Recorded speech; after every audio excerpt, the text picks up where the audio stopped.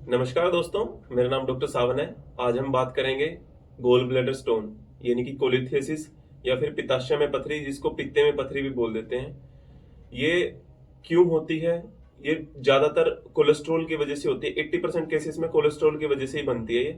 और या फिर जब बाइल 20% केसेस में क्या होता है कि बाइल जो हमारा गोल ब्लैडर में बनता है, उसमें भी जब वो कंसंट्रेट होके प्रेसिपिटेट होके उसकी वजह से भी 20% केसेस में बन जाती है। सिम्टम क्या होते हैं? जिसको पित्ते में पथरी हो, पित्ताशय में पथरी हो, तो उसको क्या होगा, राइट साइड अपर एब्डोमेन में पेन होगा, भारीपन होगा या थोड़ी टेंडरनेस हो सकती है। और किसी किसी में उल्टियां भी लग सकती हैं पेशेंट को। ठीक है, ये कॉमन से सिम्टम होते हैं इसके। और किसी किसी पेशेंट में रेयर होता है, ये बैक पीछे की तरफ पेन रेडिएट करता है और राइट शोल्डर में भी पेन रेडिएट करता है पेशेंट के। तो इसमें हम क्या टेस्ट करा सकते हैं, कैसे पता चलेगा हमें कि पित्ते में पथरी है? और सबसे इनिशियल इन्वेस्टिगेशन है अल्ट्रासाउंड यानी कि अल्ट्रासोनोग्राफी, जो हम पेट का कराते हैं। हमें खाली पेट करवाना चाहिए, जिससे उसमें क्लियर हो जाता है। तो जब हम अल्ट्रासाउंड कराते हैं तो उसमें पता चल जाता है हमें कि गोल ब्लैडर में मल्टीपल स्टोन है, छोटे छोटे, या फिर एक सिंगल स्टोन ही है। और इसके अलावा हम ब्लड टेस्ट क्या करवा सकते हैं? हम सीबीसी करवा के देख सकते हैं, एलएफटी करवा के देख सकते हैं। सीबीसी हम टीएलसी काउंट देखते हैं कि पित्ते में जो पथरी है उसकी वजह से कोई मतलब पित्ते में पथरी की वजह से कोई स्वेलिंग है, जिसको कोलिसिस्टाइटिस बोलते हैं, वो तो नहीं हुआ, और साथ में कोई ब्लड इन्फेक्शन तो नहीं हुआ। और साथ में हम इसके अलावा एलएफटी करवा के देख सकते हैं। एलएफटी में हम एसजीओटी, एसजीपीटी और बिलिरुबिन का लेवल हमें पता चल जाता है कि किस लेवल में है ये। कई बार क्या होता है कि जो पित्ते में पथरी होती है उसमें जब मल्टीपल स्टोन होते हैं छोटे छोटे, तो जब गोल ब्लैडर कॉन्ट्रैक्ट करता है, कॉन्ट्रैक्ट के साथ साथ वो सीवीडी में चली जाती है स्टोन, जिसको कोलिडोकोलिथेसिस बोलते हैं, सीवीडी स्टोन बोलते हैं बेसिकली जिसको। तो उसका भी पता हमें अल्ट्रासाउंड से पता चल जाता है। उसमें पेशेंट को बहुत सीवियर पेन होता है। और जब हम एलएफटी कराते हैं तो ओटीपीटी और बिलिरुबिन रेज्ड मिल सकता है, क्योंकि जो स्टोन गोल ब्लैडर से हमारे सीवीडी में जाके फंस गई है, तो उसकी वजह से क्या होगा कि जो बिलिरुबिन है उसका पाथ रुक जाता है, उसका रास्ता रुक जाता है, जिसको ऑब्स्ट्रक्टिव जॉन्डिस बोलते हैं। बिलिरुबिन जो बढ़ता है वो रुकावट की वजह से होता है, और इसको ही ऑब्स्ट्रक्टिव जॉन्डिस कहा जाता है। तो इसमें हम पहले अल्ट्रासाउंड करा के देखते हैं। अल्ट्रासाउंड में हमें पता चल गया कि हाँ, पित्ते में पथरी तो है ही है, साथ साथ उसकी सीबीडी जो पित्त की नली है उसमें भी पथरी है। तो इसको बोलेंगे कोलिडोकोलिथेसिस।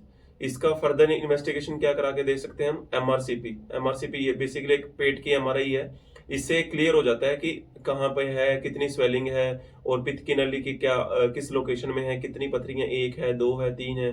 और अगर हमें ये डिटेक्ट हो जाए तो उसके बाद हम एक प्रोसीजर करते हैं ईआरसीपी। ईआरसीपी क्या होता है? एंडोस्कोपी, एंडोस्कोपिक प्रोसीजर होता है बेसिकली। ईआरसीपी की फुल फॉर्म है एंडोस्कोपिक रेट्रोग्रेड कोलिंजियो पेनक्रिएटोग्राफी। तो इसमें क्या करते हैं हम? एंडोस्कोप, मतलब एक एंडोस्कोपी का प्रोसीजर ये है, एक स्कोप होता है, वो मुंह के रास्ते से जाके और पेट के रास्ते से छोटी आंत के थ्रू जब हम देखते हैं तो पेनक्रियास के थ्रू जहाँ पे वो सीबीडी है, सीबीडी के तक पहुंचते हैं, वहां से पथरी निकालते हैं और वहां पे एक स्टंट प्लेस कर देते हैं। ठीक है। और ये 3 से 7 हफ्ते के बाद फिर इसको स्टंट को रखना पड़ता है। 3 से 4 हफ्ते बाद, 3 से 7 नहीं, सॉरी, 3 से 4 हफ्ते के बाद इस स्टंट को निकालना होता है। और इसके बाद हम जो पित्ते में पथरी है उसका ऑपरेट प्लान करते हैं। वैसे तो जो हमारे, अगर पेशेंट नॉर्मल आए, जिसको कोई सीबीडी स्टोन नहीं है और ना ही उसको कोई ऐसा कोई कोलिसिस्टाइटिस है, अल्ट्रासाउंड करवाया हमने और उसमें लार्ज स्टोन आई, गोल ब्लैडर में एक ही स्टोन है, लार्ज है और कोई पेन नहीं कर रही है, तो उसको साइलेंट गोल ब्लैडर स्टोन बोलते हैं। उसमें इतनी इमरजेंसी नहीं होती कि उसमें सडन ऑपरेट करवाना पड़े या फिर इमरजेंसी में ऑपरेट करवाना पड़े। उसमें हम कुछ टाइम तक डिले कर सकते हैं। बट जिसको मल्टीपल स्टोन है, छोटे छोटे स्टोन है, और अल्ट्रासाउंड में एक बार डिटेक्ट हो जाए और उसको चाहे पेन है या ना हो, तो उसको अपना ऑपरेट करवा लेना चाहिए। क्योंकि जब मल्टीपल स्टोन होते हैं तो छोटे छोटे स्टोन होते हैं, और जब गोल ब्लैडर कॉन्ट्रैक्ट करता है तो उसकी वजह से वो गोल ब्लैडर से स्टोन सीबीडी यानी कि पित्त की नली में जाने के चांसेस होते हैं, और जिसके वजह से आगे फर्दर कॉम्प्लिकेशन जैसे ऑब्स्ट्रक्टिव जॉन्डिस या फिर पेनक्रेटाइटिस वगैरह उसकी वजह से हो सकते हैं। और उसकी वजह से बहुत सीवियर पेन होता है और कॉम्प्लिकेट भी हो जाती हैं चीजें, क्योंकि पहले एमआरसीपी कराओ, फिर ईआरसीपी करवाओ, फिर उसके बाद फिर कोलिथिसिस का जो हमारा लैब कोलिसिस्टेक्टमी करवाओ, तो लंबा प्रोसीजर हो जाता है। अगर हमें डिटेक्ट हो गया कि मल्टीपल स्टोन है तो उसका लैब कोली यानी कि लैप्रोस्कोपिक कोलिसिस्टेक्टमी करवा लेना चाहिए। अगर साइलेंट है, लार्ज स्टोन है, तो उसमें हम कुछ टाइम तक रुक सकते हैं। और ये अगर हम ये सोचें कि गोल ब्लैडर में स्टोन है, इसको दवाइयों से हम निकालने की कोशिश करें कि दवाइयों से निकल जाएगी, अगर हम ऐसा सोचेंगे कि दवाइयों से निकलेंगी, तो अगर स्टोन किडनी यानी कि गुर्दे में हो, फिर तो चांसेस होते हैं कि दवाई के माध्यम से वो पेशाब के रास्ते से निकल जाए। बट जब गोल ब्लैडर यानी कि पित्ताशय यानी पित्ते में पथरी होती है, तो उसमें बहुत रेयर ही कोई केस है जिसमें ऐसे पथरी निकल जाती है, गुल के मतलब वो। बट इसमें अगर हम ऐसे दवाइयां यूज करते हैं तो उसका चांसेस रहता है कि वो पित्त की नली में जाके फंस जाए। तो इसका जो प्रोसीजर है, किसी को पेशेंट को मान लो गोल ब्लैडर स्टोन है और वो पेशेंट ठीक है, इसका जो ज्यादा ऐसा कोई कॉम्प्लिकेशन नहीं है, तो इसका जो सर्जरी होती है उसको बोलते हैं लैप्रोस्कोपिक कोलिसिस्टेक्टमी। इस सिंपल सा प्रोसीजर होता है। 90% केसेस में लैप्रोस्कोपिक ही हो जाता है, यानी कि दूरबीन से हो जाता है। 2-3 से 4 होल होते हैं, बहुत मिनिमम से 4 टांके आते हैं पेट में। और मान लो अगर आज ऑपरेशन हुआ तो कल सुबह या कल शाम तक डिस्चार्ज हो जाता है पेशेंट का। और बहुत सिंपल सा प्रोसीजर है। और इन 10% केसेस में ऐसा होता है जिसमें स्वेलिंग ज्यादा हो या पित्ता अंदर चिपका पड़ा हो, तो उसमें ओपन कोलिसिस्टेक्टमी नहीं कि ओपन ऑपरेशन करना पड़ता है, पेट चीर के ऑपरेशन करना पड़ता है।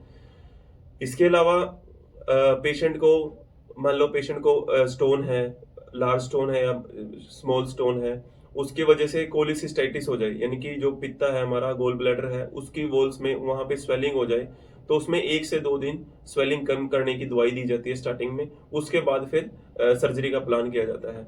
तो समराइज यही है कि अगर किसी को गोल ब्लैडर स्टोन है तो उसमें दवाई ट्राई नहीं करनी चाहिए, क्योंकि दवाइयों का इसमें ज्यादा बेनिफिट नहीं है। सर्जरी ही इसका एकमात्र सही उपाय है जब पता चल जाए।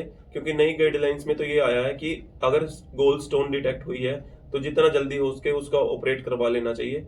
क्योंकि इसका अगर एक बार गोल ब्लैडर का ऑपरेट हो गया और गोल ब्लैडर को जब निकाल दिया जाता है बॉडी से, तो इससे ऐसा बाद में कोई कॉम्प्लिकेशंस नहीं होते।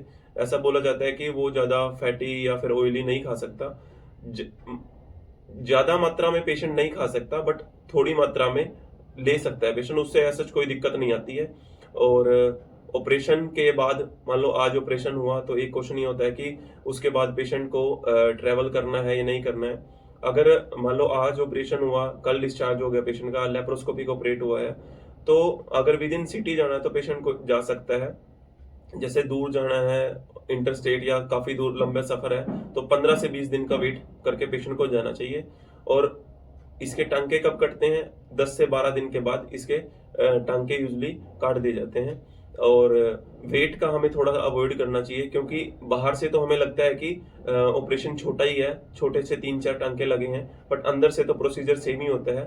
तो अंदर उसको हील होने में थोड़ा टाइम लगता है, इसलिए हमें वेट बीयरिंग और ये सब अवॉइड करना चाहिए। और इसके अलावा अगर आपको कोई क्वेश्चन हो तो आप मुझे कमेंट में करके पूछ सकते हो। Thank you so much.